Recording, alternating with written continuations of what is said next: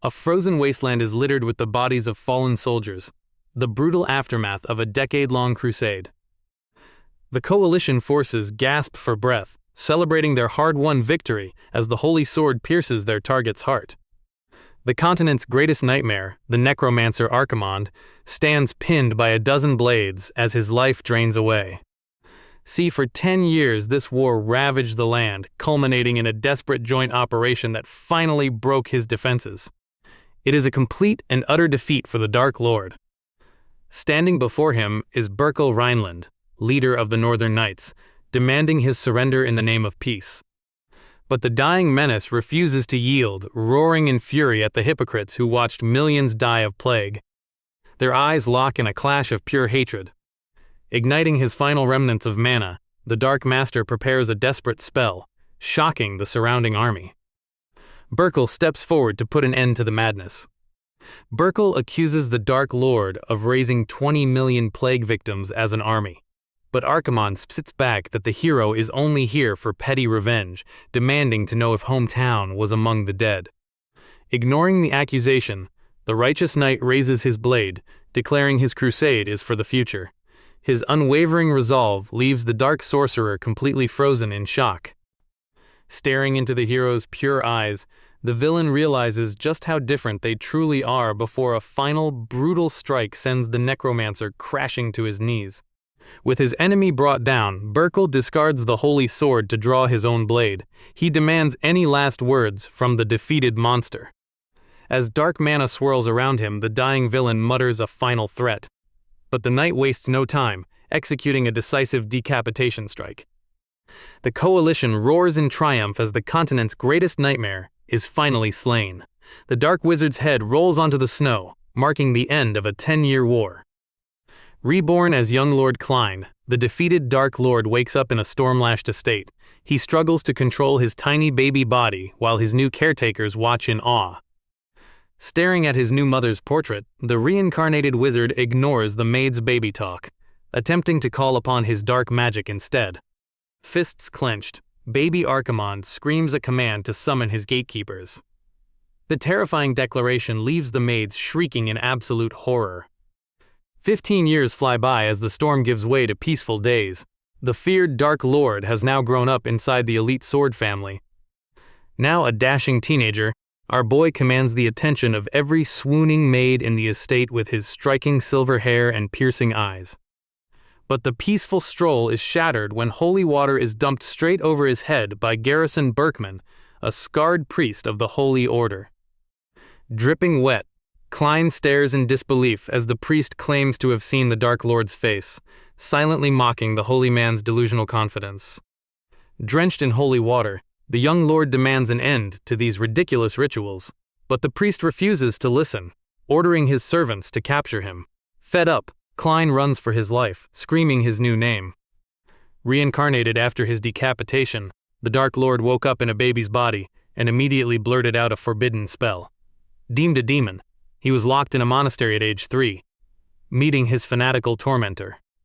For years, the boy endured grueling rituals disguised as holy purification. From endless prayers that made his ears bleed, to freezing garlic baths and being tied to a burning cross, the priest spared no mercy. Now, years later, Klein stands in his room wearing a ridiculous party hat. His maid, Erin, prays for his health, prompting the frustrated teenager to throw the silly hat to the floor in anger. Feeling guilty, Klein goes to pick it up, only for Erin to reveal the priest actually made it. Horror strikes the young lord just as the weeping holy man appears, deeply moved. Tearing the hat, Klein snaps at Garrison, who immediately claims the Dark Lord's evil spirit has possessed him. The confrontation ends when Dunkel arrives. Dunkel tries to defuse the tension, but the priest ignores him, violently throwing baby Klein down while keeping a polite front for the night. Nursing his head, Klein fumes at the priest's hypocrisy. Before leaving, Garrison warns him that doubts still remain. Waving goodbye with threats of more purification, the tormentor leaves a frustrated Klein screaming in his wake. Collapsing onto the couch, Klein denies his true identity, knowing the torture he would face if he confessed. In reality, he desperately needs to recover his mana after enduring 7 brutal years of isolation. Dunkel explains that Garrison is an agent, one of the Order's strongest. Only the Duke can stand against him. Intrigued, Klein asks who was the strongest Duke in history. Dunkel reveals it was the first. Hearing that the first Duke was unmatched, the young lord contemplates his family's lineage. The servants assume Klein is simply admiring the family's legendary founder. But as the young lord looks up, a chilling truth finally sinks in. The first Duke was Berkel Rhineland, meaning Archimonde has been reborn as the descendant of the man who decapitated him. 200 years ago, the legendary devil Archimonde plunged the continent into terror, only to be cut down in a final clash against the hero, Berkel Rhineland. But instead of damnation, our boy wakes up in a luxurious bed 2 centuries later. The legendary Necromancer is reborn, retaining all of his past memories. See, the ultimate cosmic joke is that this former menace is now reborn as a descendant of the very hero who executed him. Worse yet, a scarred lunatic named Priest Garrison has spent years torturing the young master, convinced he is the reincarnated devil himself. Before he can play dumb, a loud-mouthed maid named Erin completely blows his cover, reciting his dark sleep-talking rants in front of the suspicious priest. This mistake instantly backfires, and the terrifying priest sentences the little master to double the duration of his agonizing purification rituals. Later, at the family mansion, Butler Berkman arrives to escort our boy. For the first time, the Duke has ordered him to attend a swordsmanship demonstration. As the little master bribes his troublesome maid with a cookie, the butler reveals the summons is due to the arrival of the rival collateral branches. As our boy enters the hall, the incoming collateral branches immediately begin whispering, mockingly calling him Archimonde and laughing about his rumored curses. Klein sizes up the room, observing the gluttonous northern relatives and western cousins. The pests quickly lose their temper, calling him a deaf bastard when he ignores their taunts. He doesn't even bother remembering their names. He knows these bottom feeders only act this bold because the main family's influence is rapidly crumbling. Down in the arena, a heated sparring match is underway. An aggressive challenger named Dalton swings wildly, but his opponent evades every strike with ease. The defender effortlessly dominates the duel, smugly telling his opponent that the battle was decided before it even began. This is Delane Rhineland, Klein's genius half-brother.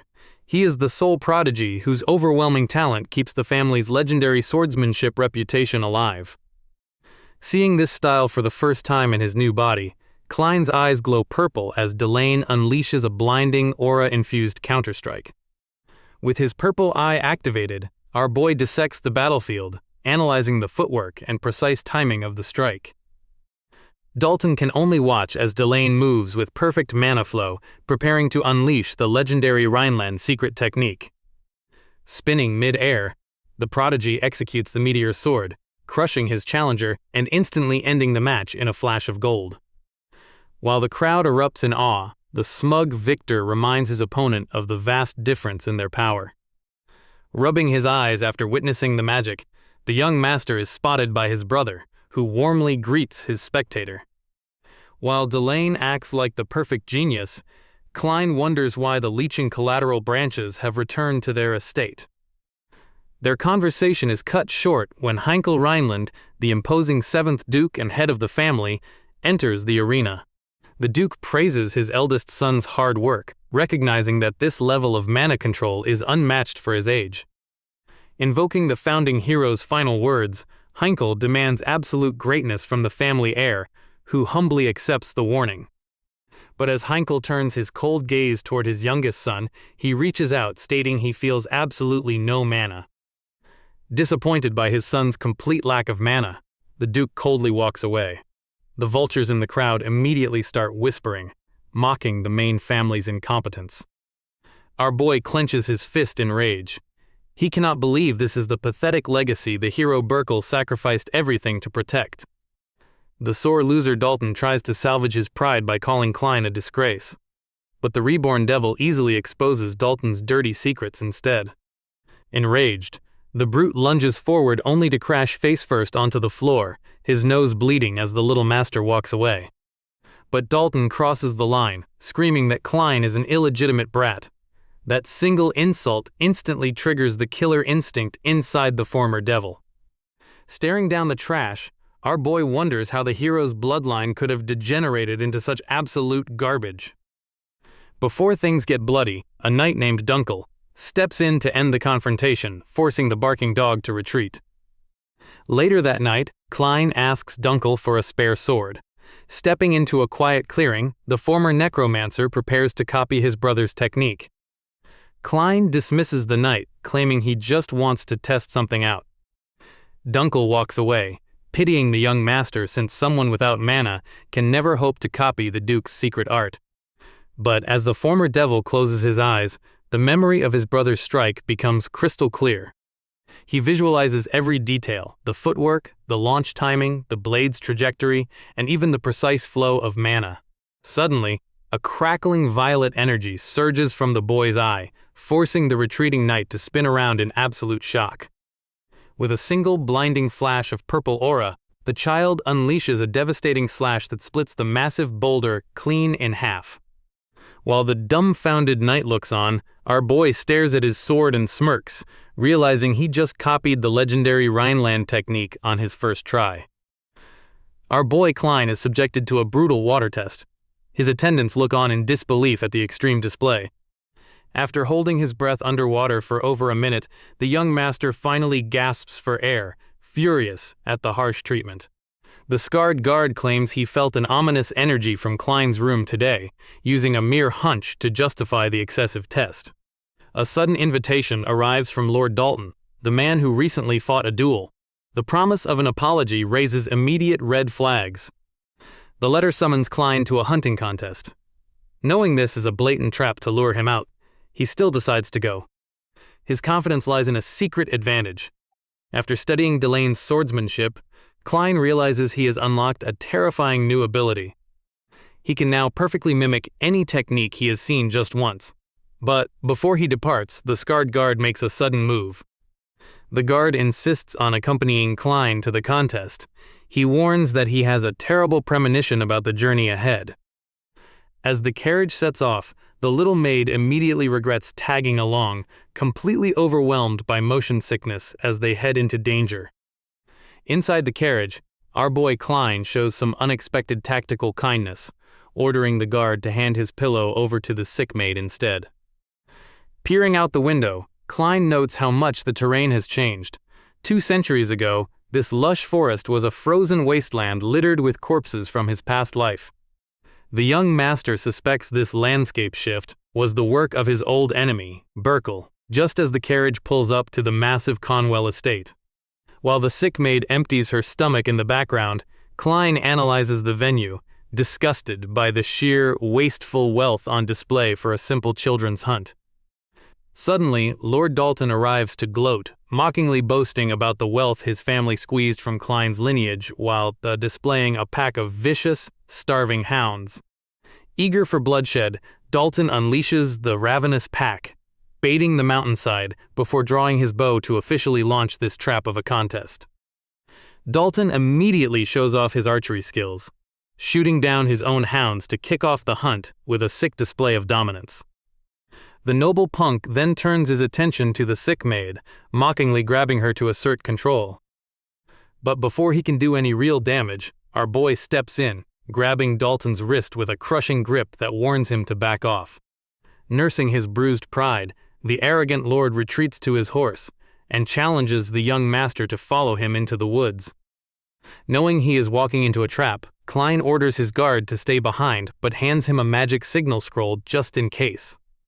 He warns the guard to watch a suspicious priest nearby.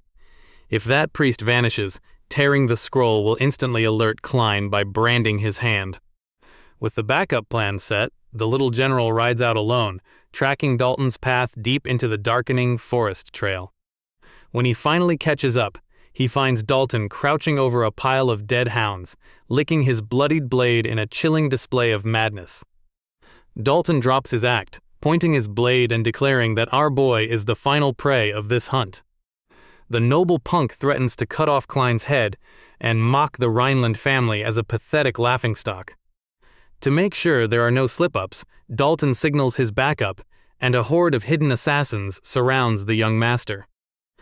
The smug lord gloats, boasting that by tomorrow morning everyone will know the Rhineland heir was turned into dog food. But instead of trembling in fear, our boy bursts into absolute, manic laughter, completely throwing Dalton off. Furious at the reaction, Dalton demands to know if the kid has finally lost his mind. Klein's eyes glow with a deadly red light, instantly freezing the arrogant lord in his tracks. He warns Dalton that this family was built upon the price of his own death, and he will not tolerate this disrespect. Suddenly, a terrifying, ghostly blue energy erupts from the young master, scattering the crows in the forest. Dalton panics, realizing Klein has no mana but is still unleashing an overwhelming force. Klein calmly warns him that this is no ordinary magic. Dalton and his goons back away in terror, realizing the force surrounding them isn't standard magic. Smiling at their panic, the young master begins chanting an ancient spell to summon the souls of the dead. Eerie blue energy erupts into a sea of spectral skulls, forming a wall of raw death. Dalton trembles in absolute disbelief, finally putting the pieces together and screaming the legendary Necromancer's name. A massive army of red-eyed skeletons rises to flank their master, ready to tear Dalton's assassins to shreds on his command. Reborn after 2 centuries, our boy has never forgotten the call of the grave. The memories of his past life as a feared necromancer run deep, guiding his every step. He can feel the darkness resonating, the voices of the dead, calling out to him from the abyss. This is the nostalgic power he once ruled. Reaching out, the legendary sorcerer reconnects with his ancient mana, channels the dark energy, and forces it back into the mortal realm. His targets watch in absolute horror as the forbidden name of the legendary necromancer, Archimonde, echoes through the battlefield. With a chilling smirk, our boy stands flanked by a legion of glowing-eyed skeletons, confirming that the terrifying myth of old has officially returned. The wind howls as the stunned spectators try to rationalize this impossible summon, whispering about the ancient myths. Their minds refuse to accept the truth of the undead army rising before them. But the panic quickly turns to arrogance as the opposition laughs, mocking the summons as low-level trash they claim to have smashed by the hundreds. Undeterred by the dark magic, the enemy commanders order their front line to clear the path, arrogantly laughing about collecting these bones as cheap souvenirs once they win. Their archers quickly lock onto the target, drawing their heavy bows to unleash a lethal storm of steel right at the little general. As the massive volley rains down in a blinding strike, the enemy leader sneers in triumph, fully expecting our boy to be turned into a bloody pulp. But their arrogance immediately shatters when the smoke clears, revealing a solid wall of iron-like shields, blocking every single projectile without a scratch. The 9-year-old menace smirks at their confusion, noting that 2 centuries of peace have made people forget the legendary capabilities of his undead army. While the enemy panics over the sudden defensive formation, our boy calmly reminds them that his summons are nothing like the weak skeletons they're used to. Ordering his legion to disengage their defense, Archimonde prepares to strike, vowing to show the late hero Burkle how he will crush these northern fools. With a cold glare, the stage is set for a brutal counterattack. With a single command to charge, our boy unleashes his horde. The skeletons sprint forward at terrifying speeds, completely shattering the enemy's expectations of slow-moving undead. The opposing commander freezes in shock, screaming in disbelief as the undead run. His soldiers try to hold their ground, but these monsters are already on top of them. It is a total slaughter.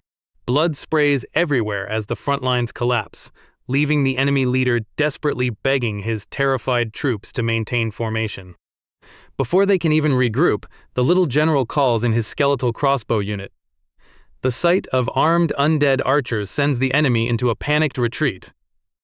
With a cold order to fire, a barrage of bolts rains down, instantly piercing the fleeing soldiers and painting the battlefield in crimson. Realizing they are about to be wiped out, the desperate commander orders his men to abandon ranged weapons and engage in close combat, drawing his own sword. He charges ahead and manages to slice off a skeleton's head, laughing in triumph. but his celebration is cut short as another blade swings right back. The enemy commander thinks a clean decapitation will end the fight, but our boy just smirks. Archimonde's magic operates on a completely different level.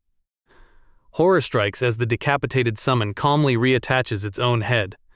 These tactical undead refuse to stay down, showing why the legendary Necromancer once conquered the continent. As the enemy panics, the little general calmly notes his current limit is 11 summons. Standing amidst his relentless horde, he chillingly asks if they want to continue. Meanwhile, back at the estate, a maid named Erin gushes about how kind and gentle the young master is, completely oblivious to his dark nature. While she claims he's the warmest person in the world, the reality is a total bloodbath. The cold-blooded kid watches impassively as his skeletons ruthlessly impale and slaughter the screaming soldiers. The battlefield turns into a chaotic meat grinder as Dalton desperately fights to survive the relentless undead assault. But these monstrosities keep reforming right in front of his eyes, pushing the enemy commander to absolute desperation. Realizing he can't win a war of attrition against self-repairing bones, Dalton locks his eyes on the 9-year-old general. Leaping past the skeletal guard, the commander swings his blade down with a furious cry, aiming to end the summoner. But our boy doesn't even flinch. His purple eyes flare to life, analyzing the incoming strike with legendary precision. Recalling a secret technique from his past, Archimonde channels dark mana to mimic the Rhineland family's ultimate sword style. Unleashing the devastating meteor sword, the little menace strikes with blinding speed, completely bypassing the commander's guard. A clean bloody laceration tears through Dalton's chest, leaving him frozen in utter shock as his life leaks away. Gazing coldly at his bleeding opponent, our boy warns Dalton Conwell not to expect a peaceful death. As Dalton lies dying on the cold ground, the young heir reflects on the cruel truth of necromancy. If the caster falls, their undead legions crumble, a fatal flaw that once cost the legendary Archimonde his life. But fate plays a twisted game. Reborn into the legendary sword family, the Necromancer now wields the very bloodline that destroyed him. As Dalton draws his final breath, he can only gasp in absolute confusion. With his enemy dead, our boy turns his sights to the horizon, swearing vengeance against the hero Burkle. This ruined house will rise again, rebuilt by the Necromancer's own hands.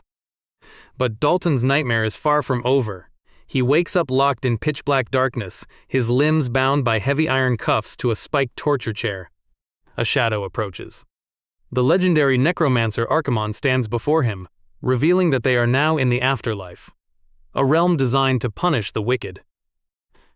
Archimonde recounts Dalton's sins, the brutal torture of innocent animals under the guise of sport. The hunter's past cruelty has finally caught up to him. Dalton demands answers, suddenly remembering the lethal slash of Klein's blade. He should be dead, yet his spectral body feels completely intact. The grim truth lands like a hammer. Dalton is already dead, and this custom-made purgatory is here to return every ounce of his sins. Dalton shrieks in denial, begging to be let go, but the legendary Necromancer remains cold. Belief changes nothing. The hour of retribution has arrived. Out of the dark, a pack of snarling, glowing-eyed hounds surrounds the chair. These are the very beasts Dalton tortured for sport. The beasts bare their fangs, ready to deliver the ultimate karma. The pack lunges, tearing into the killer's spiritual body. He screams in absolute agony. There is no escape from this nightmare. Dalton is trapped in a loop of eternal suffering. Back in the physical world, Dalton's corpse lies silent on the grass, a single tear staining his face. Our boy stands victorious, looking down at his work. Klein turns to the skeletons he summoned. As a reward for answering his call, the young master decides to break their curse and grant them eternal peace. The skeletal warriors dissolve into fading light, their heavy chains finally broken as their souls scatter into the wind. While Klein reflects on his bizarre return to life, a sudden voice echoes from the fog. A mysterious cloaked figure approaches, addressing him directly. Our boy demands answers, but the hooded intruder refuses to talk, immediately channeling a sinister green energy in his palm to strike. In a flash, The dark magic sweeps across the foggy field. The fallen hunters rise as glowing-eyed undead puppets, their bodies fully hijacked by the enemy caster. Recognizing the Forbidden Soul return spell, the young heir realizes he is facing a rival necromancer, one who gladly mocks Dalton's failure while preparing to use the corpses. Meanwhile, back at the estate, Knight Commander Dunkel grows deeply concerned after finding an emergency magic scroll missing. It has been 3 hours since the young master entered the woods. As the commander prepares to ride out, 2 guards intercept him. A quick glance at their armor reveals the Corwell family crest, confirming that Dalton's faction is actively blocking the rescue. Refusing to back down, the loyal commander issues a fierce ultimatum, demanding they step aside before he cuts them down. He quickly orders the maid to retreat with the priest. But the maid drops a sudden bombshell. The priest already rushed off into the forest alone, guided by a bad feeling. Dunkel realizes the nightmare has already begun. Back near the woods, Dunkel recalls the young master's warnings about the suspicious priest. Realizing this departure was no coincidence, the commander tears the emergency magic scroll and rides hard into the fog. Deep in the woods, our boy is running on empty. The previous battle completely drained his demonic energy, leaving him physically weak and unable to summon his own undead shields. Sensing his weakness, the enemy Necromancer commands his freshly raised puppets to eliminate Klein. The shambling horde closes in for the kill. But the young heir remains completely unfazed, preparing a counter-strategy. Before the puppets can land a hit, a blinding white light shatters the darkness. The enemy caster is caught completely off guard as the holy energy disrupts his control over the undead. A massive pillar of light erupts from the heavens as the priest arrives to purge the field. With a holy prayer, the divine energy incinerates the puppet horde, turning the enemy's undead army to ash. The holy energy blasts through the forest, vaporizing the enemy's puppet army in a flash of divine light. As the dust clears, the priest steps forward to reassure Klein. The rival caster looks on in absolute shock, recognizing the deadly threat. Garrison Bierkman, an agent of the Holy Order, stands tall. With his arrival, the tide of battle has completely turned. To enforce absolute obedience, the Church deploys its ultimate assets. These 3 human weapons wield St. Gall's holy relics, each holding the devastating power of an entire fortress. A blinding pillar of light erupts, vaporizing everything in its path as a devastating holy strike decimates the battlefield. The enemy forces are left completely helpless, cut down in a flurry of golden slashes that leave nothing but dust. Trembling in terror, the assassin realizes she is staring directly at the Church's strongest warrior. But our boy Klein is safe, as the commander steps forward with a confident smirk. But the danger isn't over yet. The fallen soldiers rise from the bloodied ground, transforming into a horde of glowing-eyed undead hungry for flesh. This battle-hardened commander doesn't flinch. He unleashes his glowing relic weapon, carving through the undead horde like paper as his golden eye burns with pure fury. Declaring a baptism of fire to cleanse their sins, he decimates the remaining monsters and brings his boot crashing down to shatter the earth. With ruthless precision, the commander delivers a baptism of mercy, decapitating the rising monsters one by one. His relic glows with divine fury, declaring absolute judgment upon those who dare challenge the light. Witnessing this overwhelming force, the assassin panics. A monster from the Church was never supposed to be here. Desperate to survive, the infiltrator turns to flee, but there is no escaping a predator of this caliber. Before the runner can take another step, a massive hand clamps down on their skull like a vice. Ignoring the assassin's gasps for air, the commander coldly finishes his prayer, offering a final blessing of death.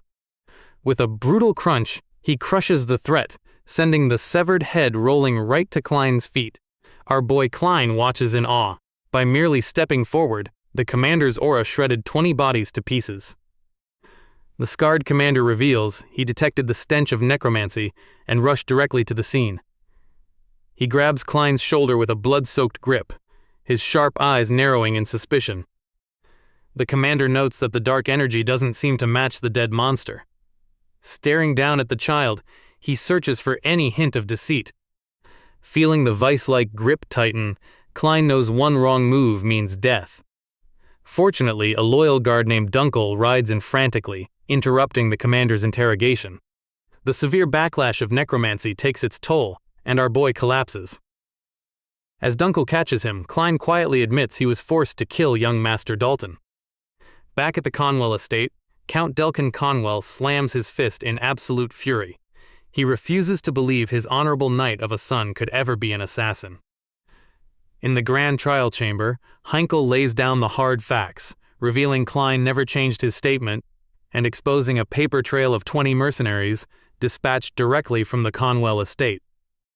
Count Conwell panics inwardly over the leaked evidence, but quickly shifts gears.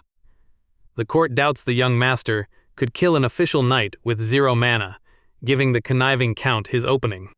To save his own skin, Conwell attacks the child's sanity, bringing up bizarre rumors of his late mother and pointing out how the boy has claimed to be the legendary Archimonde since childhood. Suddenly, a cold voice interrupts the shouting as the young general himself steps into the chamber, shutting down the count's lies by explaining the priest saved him from the undead. With a chilling pink glow in his eyes, Klein tauntingly asks if his identity as Archimonde is true. He vows to purge the corrupt branch family right before a late guest knocks. The trial is interrupted by Laya, commander of the Blue Holy Spear Knights. Klein instantly recognizes her from the swordsmanship demonstration, highly suspicious of her sudden arrival. The high priest diffuses the room, explaining Dalton worked under Laya's order. Tossing her coat aside, the commander locks her gaze onto our boy. Making direct eye contact, Laya waves him over and requests a private conversation, throwing the courtroom into confusion. The priest permits the brief meeting. Though Klein finds knights annoying, he realizes this is an opportunity to test her motives. Klein follows Laya out of the chamber. As the doors shut, the young general resolves to use her to his advantage. But the moment they are alone, Laya aggressively pins our boy against the wall. With an intense gaze, she asks to touch him, leaving the former Dark Lord completely speechless. Meet Leia Ren Polwyvern, the elite spearmaster of a rival ducal house. Her record is absolute violence, leading her knights straight into monster hordes to clean house. During the Western Subjugation campaign, she single-handedly cuts down high-tier monsters like they're nothing but practice targets, leaving a trail of absolute carnage. Back in the mansion, the spear captain tells our boy to keep up, quickly reminding him that despite their family ties, they are biologically total strangers. Our boy knows the family tree, remembering that Laya is the daughter of the first wife. Out of nowhere, the lethal warrior turns around with a bizarre request. She corners Lebro against the wall, asking to touch him. Before he can even process the threat, she closes the distance and gets right in his face. Out on the balcony, she snatches his wrist to inspect his hand. She notes his skin is soft and smooth, practically like a baby's, without a single scar. Our protagonist sweats bullets as she presses into his palm. Leia knows that even master swordsmen can't hide their muscle memory because tendons never lie. Laya gets dangerously close, pointing out that his smooth hands lack any sword training despite surviving a clash with a knight and 20 mercenaries. She demands to know if he's hiding a secret power. Realizing hesitation will blow his cover, the reincarnated master steps back and mockingly asks if she thinks he is Archimonde. He knows confidence is his only shield against her deadly instincts. He double downs on the bluff, but the spearmaster immediately laughs it off. To her, the legendary tyrant being a tiny brat is a complete joke. Klein's pride takes massive emotional damage as she relentlessly insults his small build, voice, and zero presence, reducing the former Dark Lord to a mere toddler in her eyes. She mockingly promises him a kiss if he actually managed to defeat a knight, leaving our hero utterly baffled by the bizarre offer.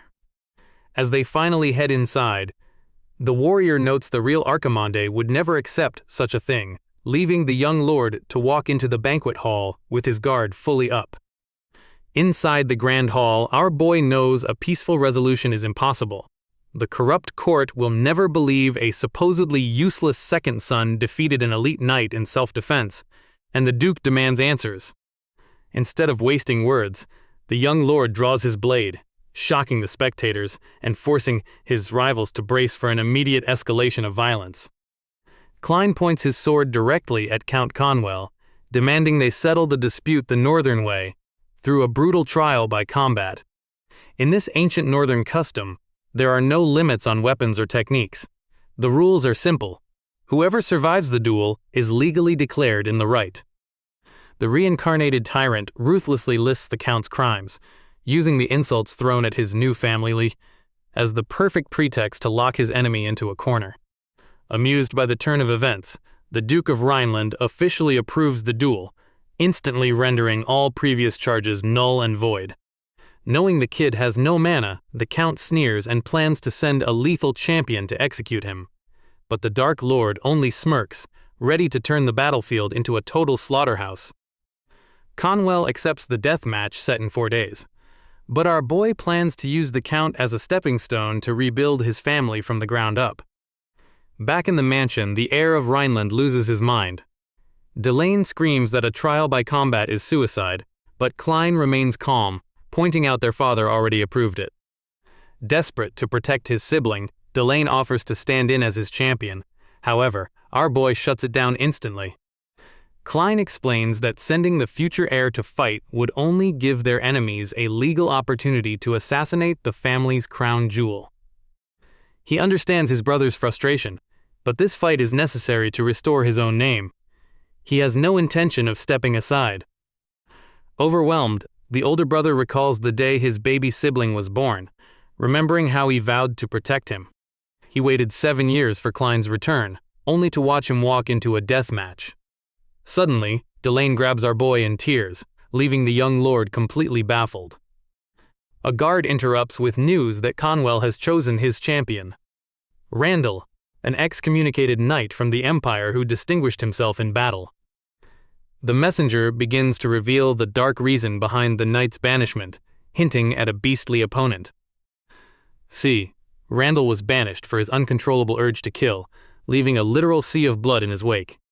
This absolute monster shrugs off the slaughter, casually chugging liquor surrounded by the corpses of his victims.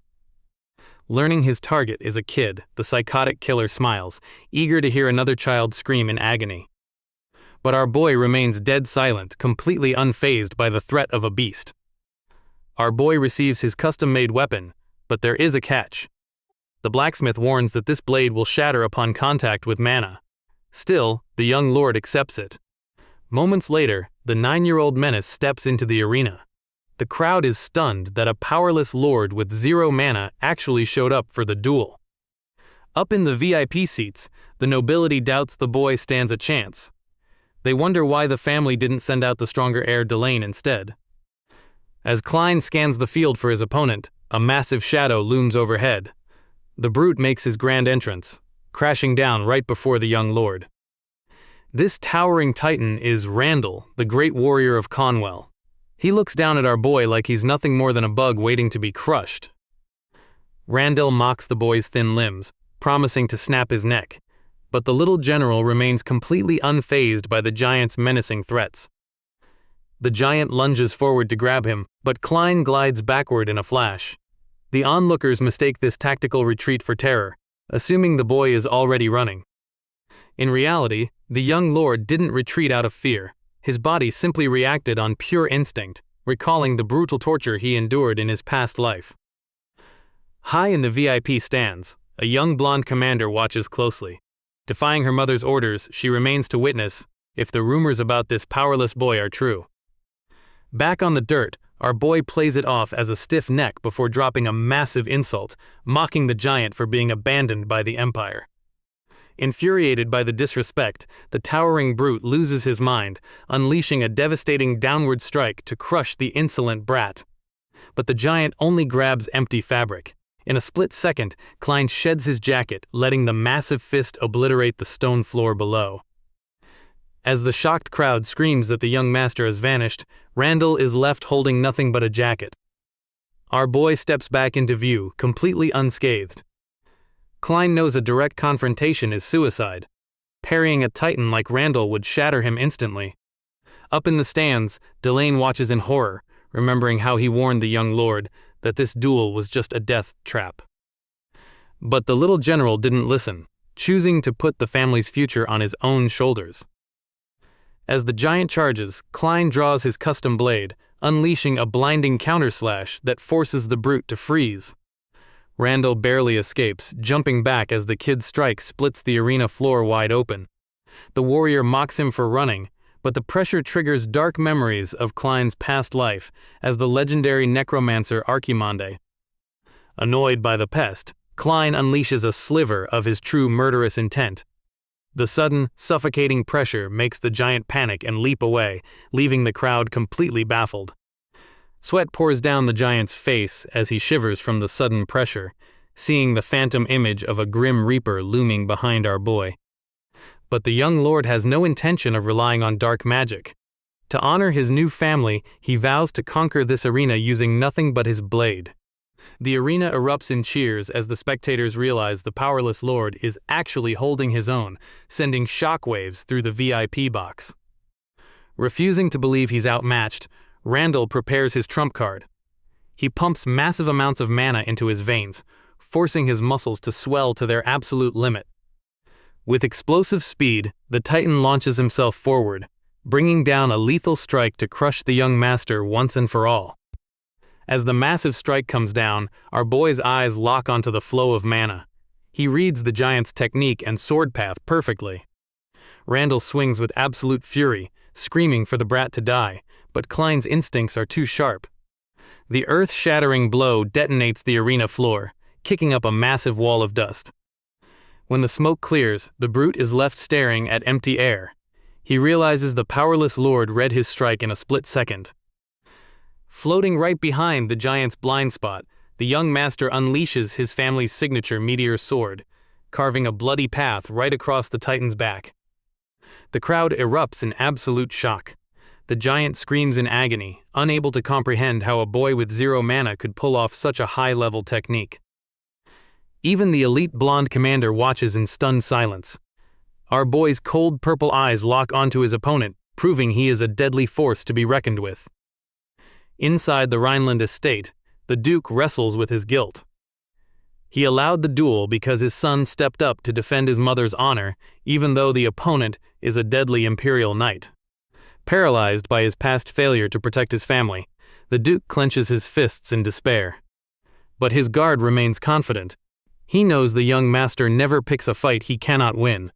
Suddenly, the boy strikes. As the Duke watches in shock, Klein unleashes a precise, lethal blow, proving he is far from helpless. This is a clash of styles. While Imperial swordsmanship relies on raw predation, the Rhineland style is built on moderation, targeting gaps with minimal mana. Because the Northern style prioritizes maximum efficiency, our boy can execute these deadly forms without a single drop of mana. It's more than enough to put down a brute. Incensed by the disrespect, the scarred giant goes completely berserk. He unleashes a torrential, blood-red aura, desperate to crush the little menace once and for all. The giant flexes his monstrous muscles to release Randall's secret technique, sending a wave of sheer panic through the crowd. A red lion aura flares to life, aiming to paralyze the boy with crushing force. Undeterred, Klein confidently predicts his victory as the massive crimson shockwave sweeps toward him. Sparks fly as their swords collide. Randall pours everything into a single overhead strike, forcing our boy back. But Klein knew this would happen. He intentionally chose a fragile sword that would shatter on impact with mana. The giant laughs in triumph, thinking he has won the duel the moment the boy's blade breaks. With a purple gleam in his eye, the young master smirks. His real spell is finally complete. Like a predator distracted by a feather, Randall misses the deadly shadow looming over him. A dark slash tears through the air. Before the knight can react, his severed hand goes flying. With a swift dark slash, the giant's hand is severed, sending his sword clattering to the ground. Before any more blood is spilled, the Duke steps in and declares the duel over. The guard stands in awe, realizing the young master executed a flawless counter-strategy with 0 wasted movements. While the crowd stands stunned by our boy's victory, the defeated giant screams in agony. Healers rush in to treat the giant's bleeding stump with basic healing magic. Klein is quietly disappointed by the lack of magical progress over the last 2 centuries when they admit they cannot reattach the limb. The Duke questions his son's chilling indifference to the gore, forcing the former necromancer to quickly play dumb. Count Conwell throws a furious tantrum, refusing to honor their agreement after losing his investment. But his complaints are cut short as a sudden strike decapitates the Count on the spot as a sinister purple eye glints in the dark. A sudden, suffocating pressure grips Delkin Conwell's throat, leaving him gasping for air as a mysterious force takes hold. Standing cold above him, Klein commands the trembling noble to drop to his knees and beg for mercy. Our boy unleashes the voice of the dead, a terrifying necromancy spell that projects a massive phantom reaper to induce absolute terror. Completely broken, Conwell collapses face first onto the ground, sobbing and desperately pleading for his life before the young master. He weeps blood and tears, confessing his plot to harm Klein and begging forgiveness for insulting Duchess Claire, while the crowd watches in absolute shock. Raising his weapon high, the young master confidently addresses the crowd to assert his dominance. He boldly proclaims his name as Heinkel Rhineland's son, cementing his rightful place as the true heir of the North. With his victory secured, the young master cements his status as the true heir of the North. Far from the battlefield, a dark conspiracy unfolds inside the Temple of the God of Light. Cardinal Morlock meets with Garrison Bjerkman to discuss their plot. They planned the recent Necromancer attack all along, hoping to terrify the masses into seeking the church's protection. But Garrison has no tolerance for heretical schemes and suddenly grabs the cardinal by the throat. With a brutal display of raw force, he crushes the cardinal on the spot. A cold voice breaks the silence as Archbishop Palamon L steps over the fresh corpses. He mockingly confronts Garrison, revealing the sinister truth behind the Holy Order's righteous facade. Palamon denies direct involvement but admits he permitted the tragedy. Stepping over the bloody corpses, the Archbishop reveals he has crucial intel on Garrison's target. He explains that using dark magic always leaves a trace. He produces a cross-shaped vial belonging to the slain mage which holds the evidence. The vial contains 2 distinct formulas: Imperial Corpse Reanimation and a soul-manipulating archetype. This leads to a shocking conclusion. There were actually 2 necromancers at the scene. Palamon leans in, instructing the commander to listen very closely. He drops the ultimate bombshell. The target Garrison is monitoring, the young master Klein Rhineland, is secretly a powerful necromancer himself. Deep inside a dark, rain-drenched mine, a lone miner strikes a vein of glowing crystals. But his quiet shift ends in pure terror as a massive shadow looms from the darkness, accompanied by a low, guttural growl. Before the worker can even scream, a vicious beast strikes, dragging him into the abyss as the entire cavern collapses in a violent crash. Back at the mansion, a nervous maid presents a crude, hand-stitched doll of the young master, laughing off her mistake, while the little general sits at his desk, completely unamused. See, it's only been a week since our boy defeated the champion Randall and forced a confession out of the corrupt Count Conwell, but this 15-year-old body is already hitting its physical limits. Brushing the maid off, the young lord pretends to read a common novel, but the pages are secretly filled with complex diagrams of anatomy, magic circuits, and spell formations. It is all forbidden necromancy. Currently, he can only summon 11 skeletons, leaving him dangerously vulnerable to a suspicious priest who is hunting for any trace of dark magic. Opportunity knocks when the family patriarch receives reports of horrific undead creatures crawling inside the local mines. This is the perfect test run to regain his original strength. Despite warnings of high casualties, the young general confidently agrees to deploy. Real combat is the ultimate research lab, and nothing is going to stand in his way. Our boy thinks he finally scored a solo mission to practice his dark arts in peace. But his dreams of privacy are instantly crushed when a cheerful bodyguard crashes the party on the Duke's orders. To make matters worse, this supposedly elite knight commander is a total disaster in the kitchen, serving up a literal piece of charcoal for dinner. Forced to choke down the burnt offering, the young general reminds himself that surviving on the run for decades makes this trash taste like a luxury. But the campfire chatter takes a deadly turn when the knight casually wonders if the kid is the reincarnation of the evil archmage Archimond himself. Shaken by the incredibly accurate guess, Lil Bro warns him to never repeat that theory, especially around the suspicious church inquisitors. Before the conversation can get any more awkward, a chilling draft sweeps through the camp, putting both warriors on high alert. Screams of terror echo in the distance as hordes of flesh-eating ghouls breach the nearby defenses, turning the quiet night into a bloodbath. The local garrison fights back with desperate sword strikes, but these monsters are relentlessly tearing the settlement apart. Our boy casually slices through a ghoul with his glowing sword, leaving the knight commander completely stunned by his combat reflex. Keeping his cool, the little general orders Dunkel to secure the perimeter and protect the surviving villagers while he handles the situation.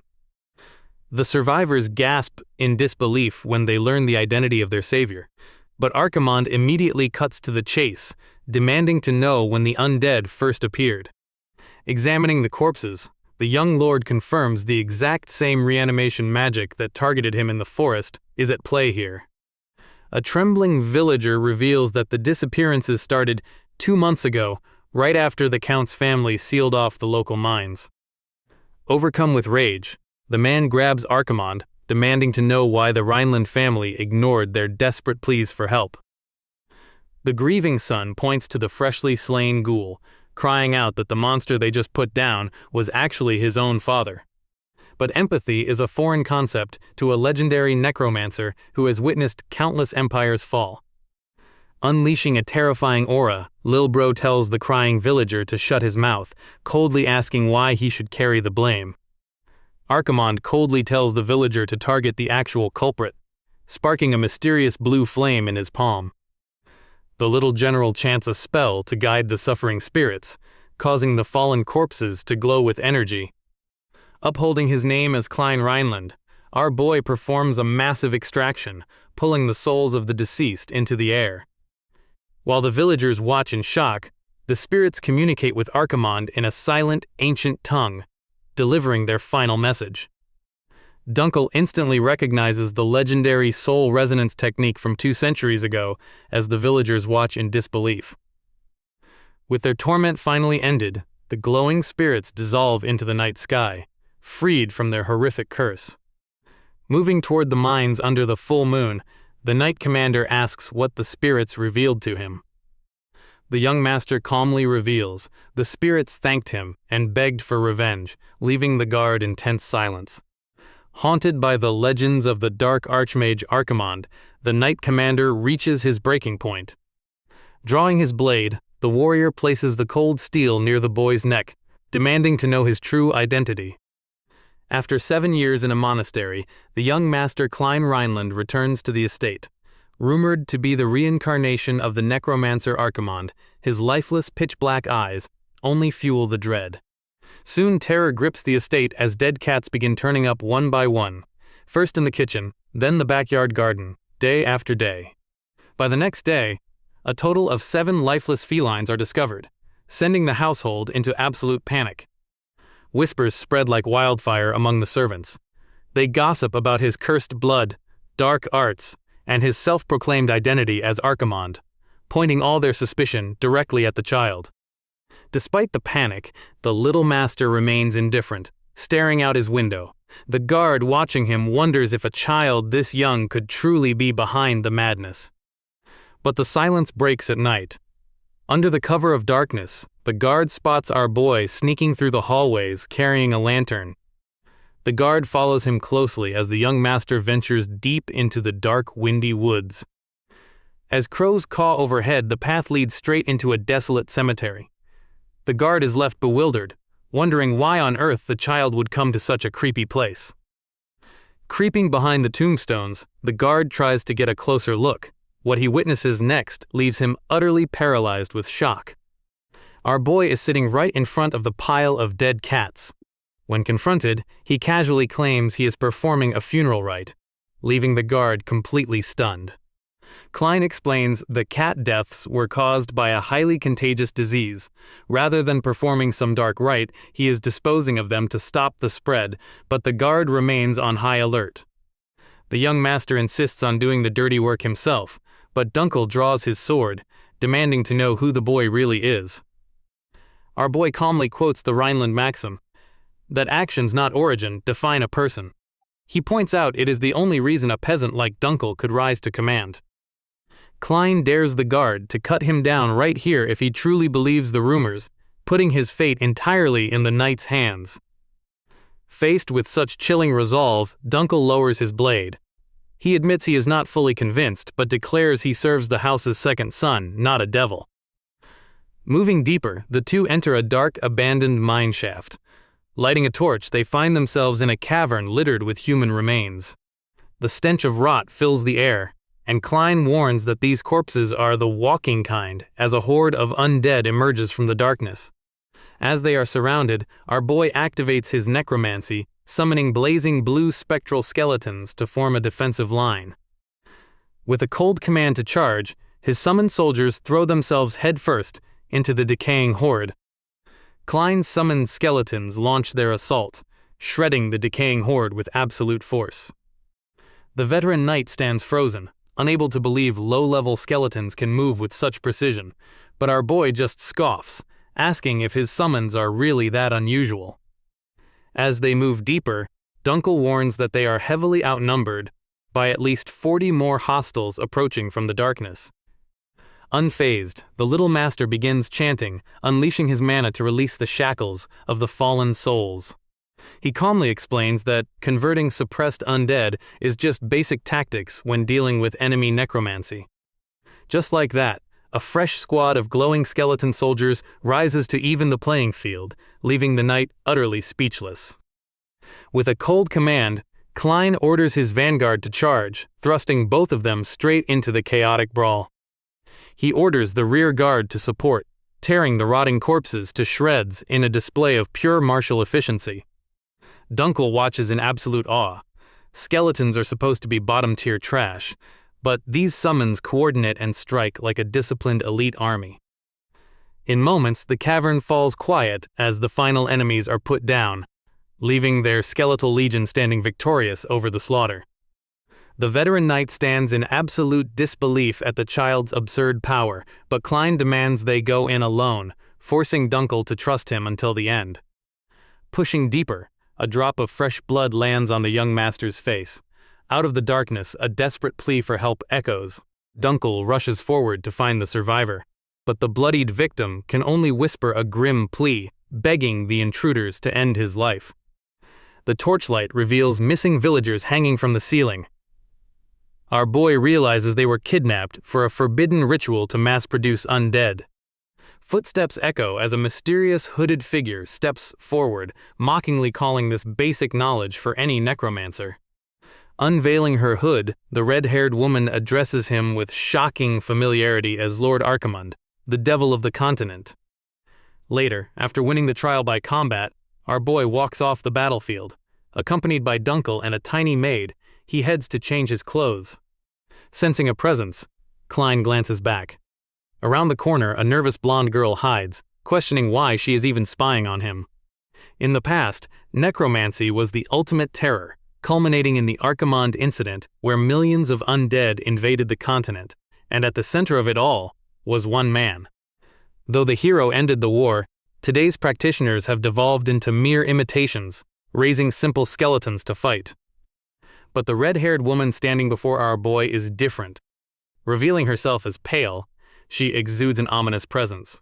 The sheer volume of mana radiating from her robe catches them off guard. This isn't just basic magic, it's a dangerous level of enchantment. She is one of the few capable of infusing mana into soft materials, turning a simple cloak into armor. Klein's guard draws his blade, warning her not to speak the forbidden name, but Pale merely laughs it off. She recognizes the dark energy in our boy, mocking the fact that a necromancer is hiding a blade behind his back. Demanding to know who sent her, the guard prepares to strike, as Pale declares that true casters command souls directly. Unleashing her power, she begins to conjure a dark, shrieking mist. Dark smoke fills the cavern as shrieking souls are dragged together, swirling into a vortex of pure malice. With a cold smirk, Pale channels her dark mana to summon the ultimate masterpiece of her lifetime, opening a portal of flesh. The guard is paralyzed with fear, realizing this isn't normal magic as the air turns freezing cold. Before them stands a towering cyclops made from countless fused corpses. Pale gently strokes the monster, whispering a chilling order to crush the intruders into dust. The colossal beast stomps forward, moving with a terrifying speed that catches the combatants completely off guard. Seeing the lethal strike incoming, the loyal guard makes a split-second decision, shoving the young master out of the way. He takes the devastating blow himself, spitting blood as the monster's fist crashes down with overwhelming force. The giant's devastating strike sends our boy crashing into the dirt, coughing up blood. With his guard temporarily down, the towering flesh golem stomps forward to crush the defenseless kid. But the loyal knight refuses to let his master die. Unleashing a desperate counterattack, he slashes deep into the beast's leg, shouting a fierce warning to stay away from the young lord. Dunkel lands another punishing blow, severing the creature's arm and sending it crashing to the cavern floor. Klein watches in disbelief as his protector fights with everything he has. From the sidelines, Pale mockingly applauds the effort. Her amusement only grows as the monster's severed limbs begin to crawl back, seamlessly reattaching to its massive frame. Seeing the regeneration, the guard realizes standard steel won't be enough. Yet, remembering how the manaless boy risked his life to shield him, he swallows his doubt and steels his resolve. Fueled by sheer determination, the knight launches himself back into the fray, resolved to carve the nightmare to pieces. Vowing to protect his young master at all costs, Dunkel launches a fierce assault. But the giant's corpse-like flesh immediately begins to knit back together. Refusing to back down, the knight dashes forward and leaps high into the air. He aims a decisive strike at the monster's head, hoping to end it before it can react. But the colossal beast counterattacks with brutal speed, catching the warrior off guard. Dunkel is slammed violently into the cavern wall, sliding down battered and bleeding. Pale watches the carnage in sheer ecstasy, overwhelmed by the power of her creation. She is convinced that her relentless dark research has yielded a mutant masterpiece. Laughing maniacally, she boasts that her genius has officially surpassed even the legendary Archimonde. With the guard incapacitated, the towering flesh golem looms over its defenseless targets. As Klein steps forward, he explains the Cyclops' anatomy. The creature's limbs regenerate because of the core suture, meaning attacking the body is a total waste of time. Pale mockingly boasts that her masterpiece has no weaknesses since its core constantly moves like blood through veins, making it impossible to target. Pale orders the beast to crush him, but the young lord isn't worried. He remembers his past life as Archimonde, where he slaughtered hundreds of these giants. To him, tracking the wandering core isn't a challenge, it's muscle memory. He can see the glowing weak point shifting through the monster's body. With a single, effortless strike, our boy unleashes a purple slash that hits the moving core with absolute precision, leaving the Necromancer completely stunned. Klein's precise strike tears through the monster, instantly shattering its hidden core. Pale looks on in sheer disbelief as her lifetime masterpiece crumbles into dust. With a savage smile, our boy suggests she take up a different hobby in her next life. A soul awakens in a dark, watery void. Necromancer Pale opens her eyes, surrounded by endless floating coffins. She looks up in sheer disbelief. Confused and desperate, she struggles to stand. A voice breaks the silence, declaring this the afterlife, the final destination beyond the living world. Pale screams, demanding to be let out of this bizarre space. But a dark-haired warrior clad in bone-like armor quickly dismisses her pleas. The mysterious executioner raises his scythe, preparing to begin her judgment. He announces his sentence in the name of the terrifying Archimonde. Hearing that name sends shivers down Pale's spine. She remembers Archimonde as the legendary king of necromancers, who once commanded millions of undead. With a cold command, Archimonde points his finger, forcing Pale's body to move against her will. She takes involuntary steps forward across the water. He relentlessly lists her atrocities, recalling the innocent victims she tortured and experimented on. In this realm, her sins will finally face judgment. Pale trembles in sheer panic. Archimonde has been dead for 2 centuries, yet his terrifying presence is here, and dark, rotting energy is already eating away at her soul. The ancient king delivers his ultimate judgment. Since she treated the dead as mere instruments for her sick experiments, she will now pay the price by becoming his loyal tool. Suddenly, massive metal coffins descend from the dark void. An unseen force drags the screaming Necromancer backward, trapping her inside a metal tomb as she desperately begs for mercy. Archimonde raises his weapon, promising they will meet again very soon. With a decisive slash, he seals the coffin shut, banishing her consciousness back to the physical world. Pale opens her eyes in the cold mine, weeping with relief that it was all just a nightmare. But her relief turns to pure horror when she realizes only her severed head is still alive. As Dunkel wakes up and stares in awe at the sheer destruction the young master caused alone, the little general steps forward to put his new, immortal slave to work. Pale gazes up at the young master in absolute shock as his voice echoes in her mind. It is a chillingly familiar tone that triggers her deepest instincts of terror.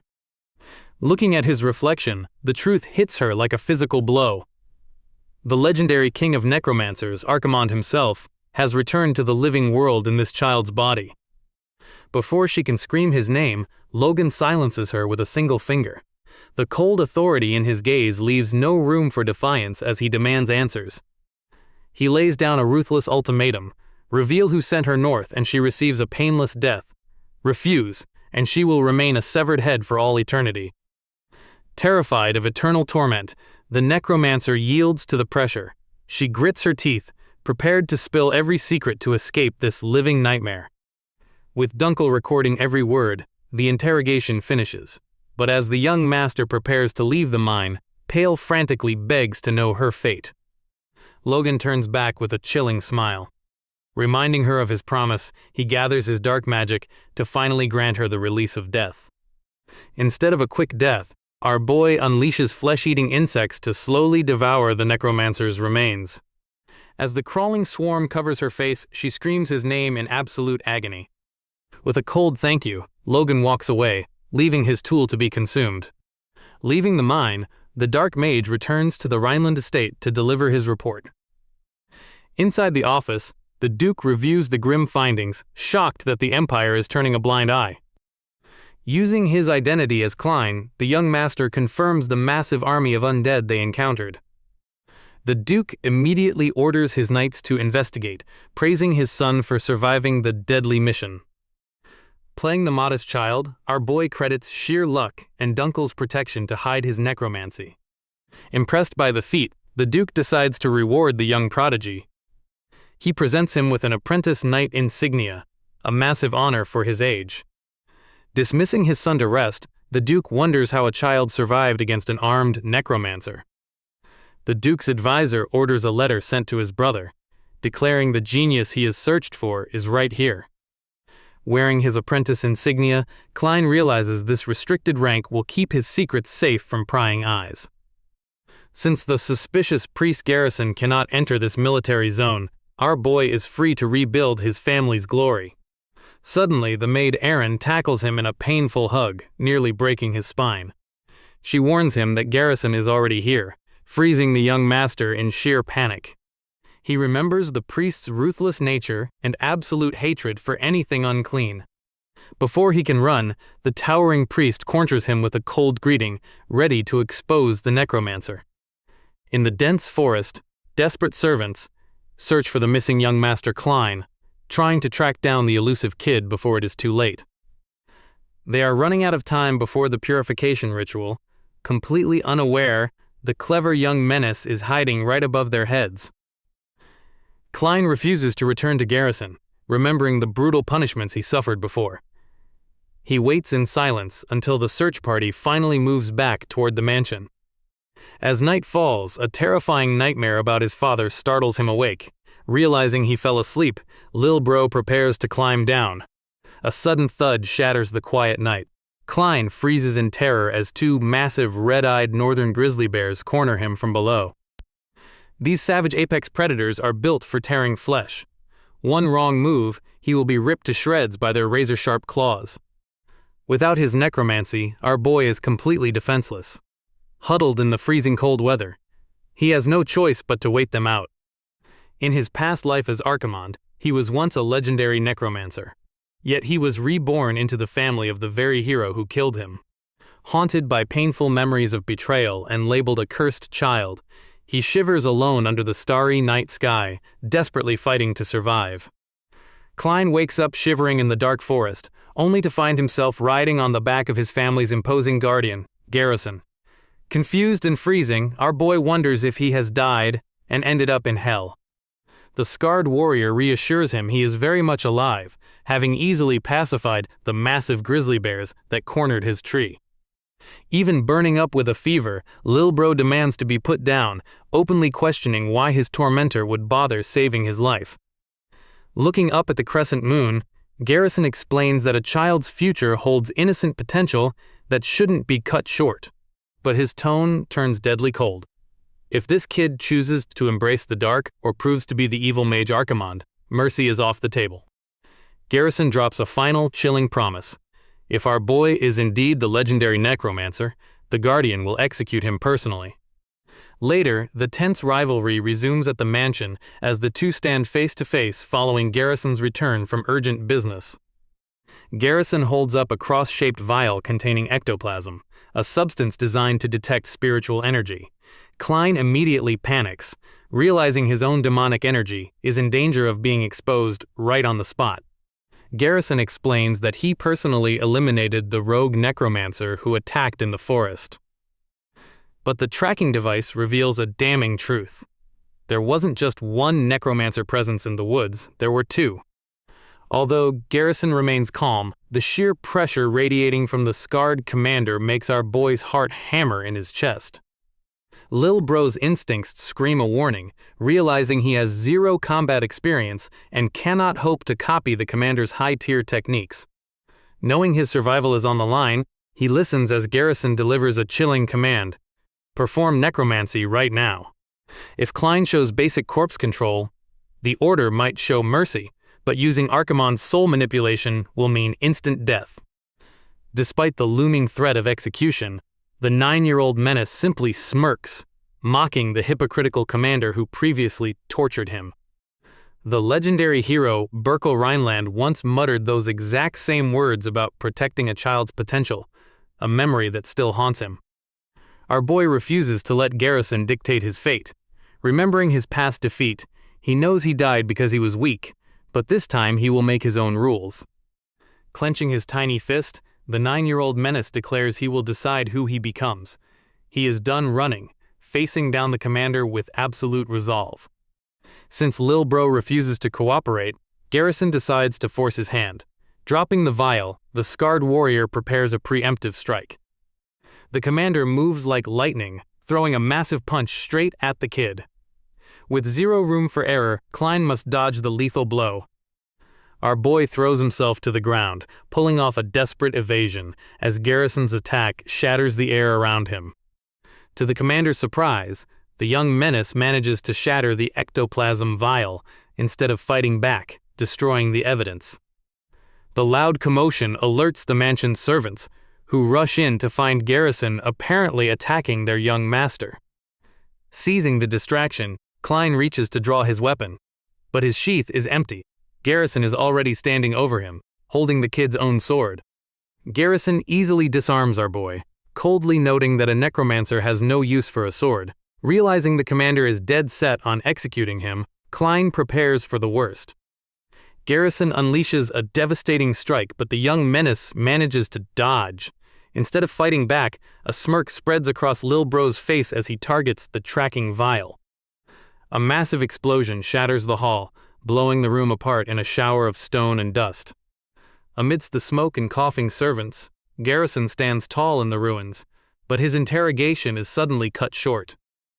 A powerful voice demands an explanation as Heinkel Rhineland, the 7th Duke of the family, steps in to shield our boy. drawing his sword and threatening to cut Garrison down.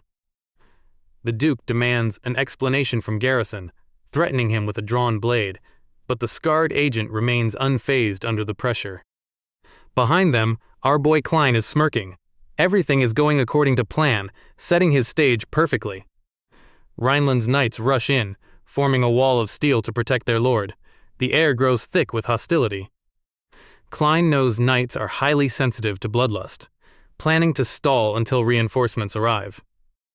Confronting the intruder, the Duke demands to know if Garrison was trying to attack his son. Garrison accuses Klein of using necromancy, but the Duke snaps back, stating only the Holy Kingdom outlaws the dark arts. Declaring himself a protective father, the Duke warns the agent to back off or face the entire Rhineland family. Instead of backing down, Garrison bursts into manic laughter, chanting scripture as golden mana erupts. Swearing to show no mercy to heretics, the fanatic agent prepares to strike with lethal force. Garrison's divine pressure explodes, forcing the surrounding knights to brace themselves. Even our boy Klein can feel the raw weight of this holy power. The fanatical agent clenches his fist, his eyes burning with absolute conviction as he prepares to unleash a devastating strike. Sensing the overwhelming danger, the knights shout warnings to their lord while Duke Rhineland realizes they are in serious trouble. The sheer pressure of their aura cracks the ceiling, threatening to bring the entire mansion down on their heads. Refusing to stand down, the Duke unleashes his own crimson sword energy, matching the agent's oppressive force. Garrison charges forward, his fist enveloped in a blinding golden light of divine judgment. Demanding the agent back down, the Duke prepares to strike, but the fanatic is already beyond reason. Shattering the floor beneath him, the holy warrior lunges forward at blinding speed. A massive clash of red and gold erupts as sword meets fist in a collision of pure destructive force. The impact shatters the battlefield, sending shockwaves through the collapsing hall. The clash intensifies, sending the fanatic agent flying backward. Refusing to yield, Garrison channels his strike of condemnation, his eyes burning with divine wrath. But the Duke isn't playing around. He counters by unleashing the Rhineland family's secret technique, Meteor Sword, Second Form. A cataclysmic blast tears through the hall, threatening to crush everyone in the crossfire. Just as the battle reaches a lethal peak, a young red-haired maid named Erin throws herself directly between the two powerhouses. Both sides halt their deadly strikes in sheer shock as the guards scream for her to get back. Completely ignoring the tension, the little girl demands that Father Garrison hand over the present he promised her. Our boy Klein and the knights stand frozen in disbelief, completely baffled by her total lack of fear. Deflated by the child's innocence, the terrifying agent awkwardly pulls out a box of cookies, instantly diffusing the life-or-death battle. While the young maid happily stuffs her face, she asks the fanatical agent why he isn't eating his own share. Garrison reveals a dark past, explaining that he grew up enslaved in a brutal wasteland known as the Archimond cult. The confession sends shockwaves through the room, especially for Klein, who has no memory of creating such a faction in his past life. Swearing to eradicate every trace of the cult that ruined his life, the agent leaves Erin with a parting smile. But before departing, the scarred warrior turns his gaze back to Klein, warning him that their next encounter will end in blood. Collapsing to the floor, our boy lets out a heavy sigh, fully aware that this zealot won't stop hunting him until one of them is dead. The heavy atmosphere instantly evaporates when the little maid offers Klein a cookie, prompting him to send her away with promises of strawberry cake. With the church threat temporarily resolved, Lil Bro turns to face his final hurdle as the Duke demands to know if his son is practicing necromancy.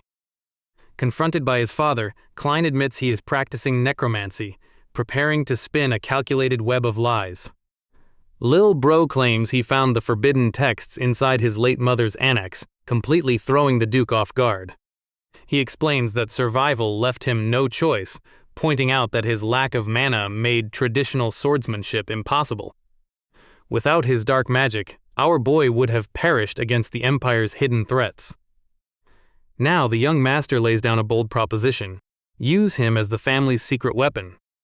he forces Heinkel to choose between accepting his dark powers to save the family, or letting the duchy fall. The Duke recalls when the boy first returned from isolation, showing zero resentment despite his father's failures. Guilt-stricken by his son's past loyalty, Heinkel realizes he has no right to stand in his way. Looking at his son, Heinkel surrenders to the truth and decides to step aside. Smiling, the Duke gives his official blessing, telling Klein to do as he wishes. Elsewhere, a mysterious figure decides it's time to meet the young master. Grand Duke Helion commands his subordinate, Laya, to bring him in. Accepting the order, she prepares to find her target.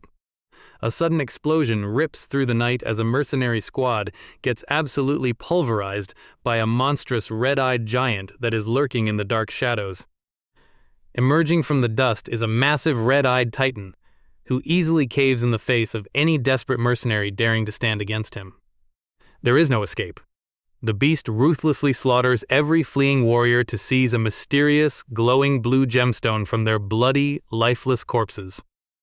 Savoring his victory, the monster turns his gaze toward two cowering children and hoists a massive stone pillar to crush them without mercy. But before the fatal blow lands, a mysterious purple-eyed warrior dives down from above, intercepting the attack in a sudden, brilliant flash of light. The female protector shields the trembling kids, ordering them to run while there's still time. The monstrous beast lunges with a devastating punch, but the agile defender slips through the air to prepare a counterattack. Flipping upside down, her purple eyes flash with a power that unleashes a blinding, explosive burst of light. The giant shields his eyes, but she drives down to land a striking blow right in front of him. Amused by her strength, the giant throws a massive counterpunch, but her spinning spear slices deep into his arm. She spins past him, unleashing a concussive shockwave that sends the titan flying backward. The monster crashes hard into the dirt, coughing blood but smiling at the sting. But a glowing sword suddenly descends to change the battlefield. A blinding blade of light plunges from the heavens, skewering the giant to the dirt in a devastating shockwave. Even pinned like a bug, the monster grins. Captain Raya steps forward to claim her victory. The soldiers note this is the third mutated rampage this month. The giant sneers that possessing that will surpass Archimonde himself. Raya coldly shatters his delusions, stating no trash can compare to the legendary Necromancer. She vows to find the source. Back at the mansion, cleanup crews scramble to rebuild, grateful that the Duke saved them from complete annihilation. Servant rumors swirl about a girl stopping the beast, dismissed as gossip as Aaron carries books to young Master Klein. Inside the study, Aaron delivers books to young Master Klein, playfully teasing him about his looks. But Klein remains focused. It's been a week since the destructive clash between Heinkel and Garrison wrecked the estate. Klein knows he barely survived. Now, a massive shipment of anatomy texts arrives, much to the maid's disappointment. In his past life, knowledge was forbidden. He had to endure brutal beatings just to steal a single grimoire page. But as a noble, he has unlimited access to centuries of magical progress. Reading through the texts, Klein is thrilled to find 200 years of new mana theories, sending a surge of energy through the room. Spotting a book on Ludel Rhineland, Klein ignores the servant's confusion and displays a completed spirit construction formula. Demonstrating his unique magic, our boy channels energy into a magic circle, startling the young maid. Klein explains he forms contracts with souls to build spirit bodies, though standard souls can only construct simple skeletons. These basic soldiers are useless against powerful knights, forcing the young master to think bigger. He muses about securing a knight with immense mana, though finding such a soul is nearly impossible. Interrupting his thoughts, the butler delivers an urgent invitation from the Paul Wyvern family. Klein recalls Leia's family as the butler reveals the letter was sent by Lady Helion. Though she cut ties after marrying into a collateral branch, the Duke's older sister has sent an unexpected summons. Klein accepts the invitation, realizing this trip is the perfect cover. He sets his sights on a legendary soul, Ludel Rhineland, the family's strongest former duke. Slipping out under the cover of night while his maid sleeps, the young master heads for the cemetery, determined to claim the soul of Heinkel's late father. Sliding open the heavy stone gates, Klein infiltrates the dark mausoleum, passing silent tombs in search of the ultimate knight's resting place. Most ancestral spirits have departed, but one legendary soul remains bound by regrets. Klein stands directly before the tomb of his grandfather.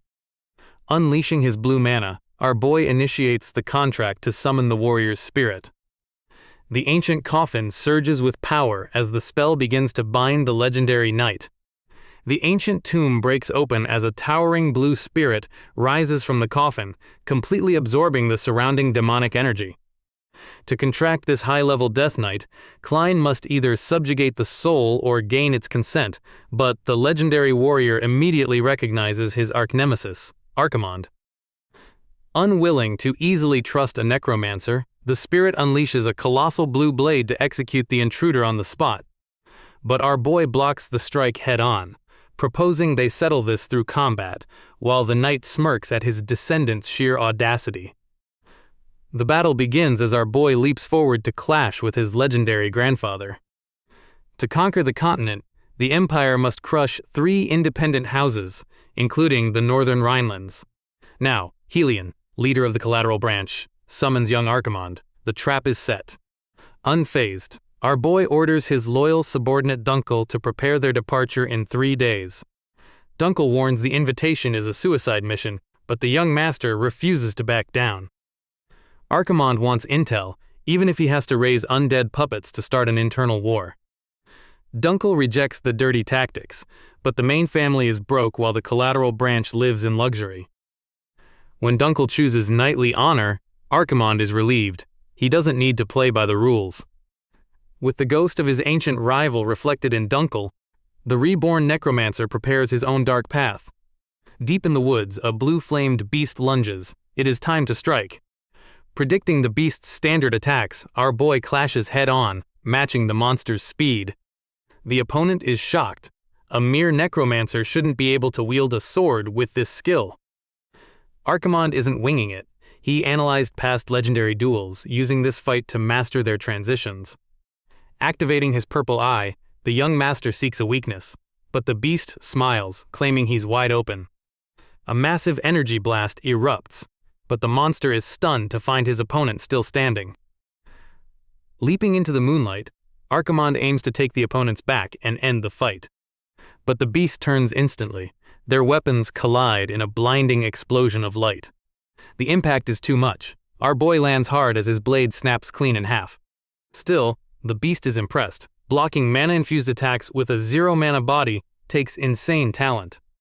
This style belongs to Rudel Rhineland, the legendary 6th Duke, and the continent's strongest knight. The monster reveals he's the former Duke himself, mocking his own son Heinkel for being clueless. Our boy is stunned by the legend's thug-like attitude, but the spirit finds the kid's disrespect hilarious. Deciding to test our boy for real, the former Duke goes all out, preparing to unleash his signature style. It is the Phantom Sword, a technique lost to time due to its insane complexity. Multiple paths of blue light blur the air, making it impossible to tell which strike is real. The beast drops from the sky, forcing Archimonde to predict the true trajectory. Activating his purple eye, the young master anticipates a horizontal slash from the right, followed by a strike from the left, but predicting this legendary speed is a death sentence. It was a feint. The beast maneuvers instantly, forcing our boy to barely dodge a devastating ground slam. The erratic combos keep coming, forcing Archimonde to defend from behind. Rudel unleashes his Phantom Strike, sending a massive shockwave of blue mana right at our boy. The impact is devastating, leaving the young master coughing up blood on the forest floor. He quickly realizes the former Duke isn't using raw power, but flawless, hyper-efficient execution. The legendary spirit taunts him, claiming no necromancer alive can decode this supreme art. But our boy simply smiles and wipes the blood from his chin. Activating his glowing purple eyes, Archimonde declares he has already memorized the movements. Rudel is absolutely furious at the kid's massive disrespect. Mocking the idea that a single glance is enough to copy his life's work, the beast charges forward to end the battle.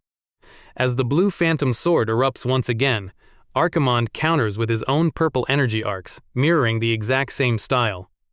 The two legendary sword techniques collide in mid-air, sparking a blinding storm of light. Neither combatant shows any sign of backing down as their blades carve through the night. The ghost of the former duke strikes with blinding speed, demanding to know why the legendary devil of the continent is helping his enemy's family. A heavy blow lands, drawing blood, but our boy remains completely unfazed as he prepares his counter. Lowering their weapons, the spirit demands to know why he took the hit. Archimonde admits that, as a necromancer, he never understood knightly honor, but seeing others make different choices for the future has made him curious to see that path for himself. Looking into our boy's eyes, the legendary knight sees absolute resolve.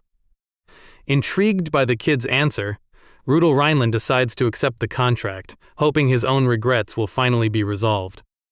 With a smirk, the young master seals the pact as the blue flames of the legend vanish into his hand. Refusing to treat his ancestor's soul like a slave, our boy insists on a mutual contract.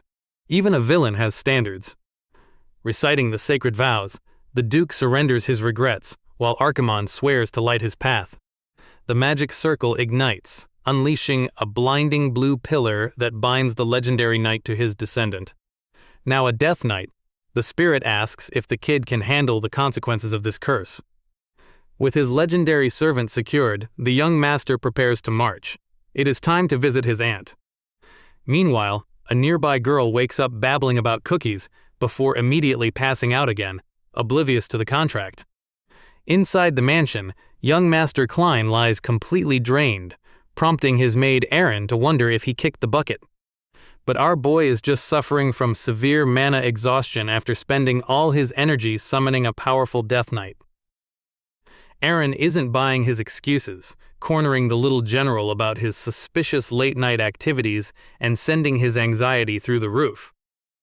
Tension spikes when she reveals his book is open to a forbidden summoning circle, forcing the young master to desperately cover his tracks. To make matters worse, Guardian Ducal is standing right there, leaving Klein terrified that his secret has finally been exposed. As Ducal turns around with a serious glare, the boy stammers to find any excuse to deflect suspicion. He envisions a brutal purification if they discover he turned their own ancestor into an undead soldier. Instead of drawing a blade, Ducal pats the young general on the shoulder, offering comforting words of support. This completely baffles the exhausted necromancer, who wonders how he is getting off the hook so easily.